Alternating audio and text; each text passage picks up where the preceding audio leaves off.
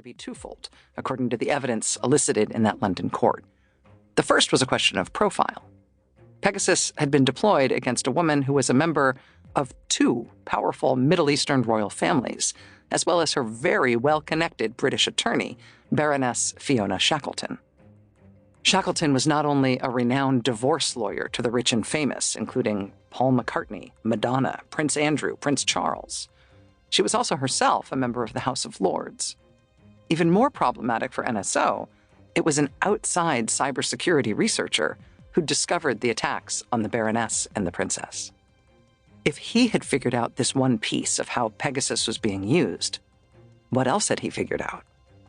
And how much of this was about to become public knowledge?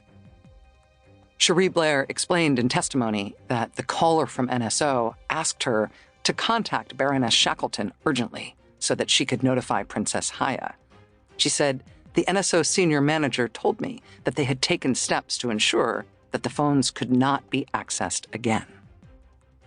The details of the late-night call to Cherie Blair and the spying on the princess and her lawyer, those details didn't really shake out into public view until more than a year later. And only then because they were part of the child custody proceedings between Princess Haya and her husband. Her husband was Sheikh Mohammed bin Rashid Al Maktoum, Prime Minister of the United Arab Emirates and also the Emir of Dubai. The finding by the president of the High Court of Justice Family Division, which was released to the public in October 2021, held that the mobile phones of the princess, her lawyer, the Baroness, and 4 other people in their intimate circle were attacked with cyber surveillance software, and that the software used was NSO's Pegasus.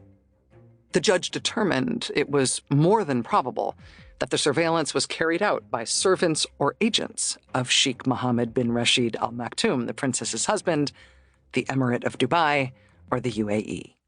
The surveillance, according to the judge, occurred with the Sheikh's express or implied authority.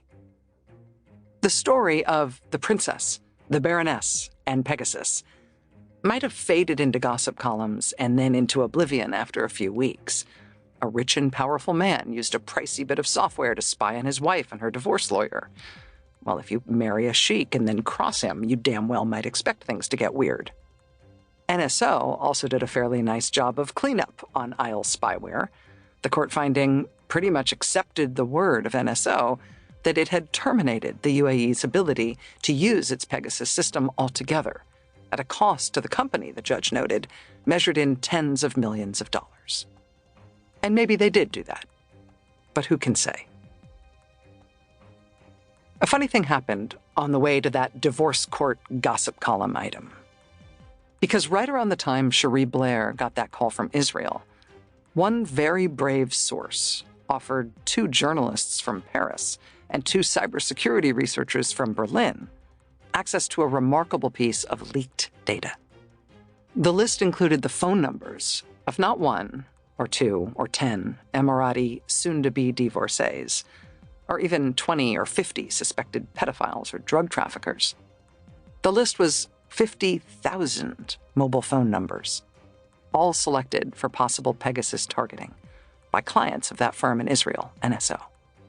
50,000. What exactly to make of that initial leaked list, that crucial first peek into the abyss, is a question that took nearly a year to answer, with a lot of risk and a lot of serious legwork to get there. The answer to that question matters, because either this is a scandal we understand and get a hold of and come up with solutions for, or this is the future for all of us with no holds barred. This book is the behind-the-scenes story of the Pegasus Project, the investigation into the meaning of the leaked data, as told by Laurent Richard and Sandrine Rigaud of Forbidden Stories, the 2 journalists who got access to the list of 50,000 phones. With the list in hand, they gathered and coordinated an international collaboration of more than 80 investigative journalists from 17 media organizations across 4 continents, 11 time zones, and about 8 separate languages. An editor from The Guardian, one of the partners in the Pegasus Project, says they held this thing together miraculously. We've got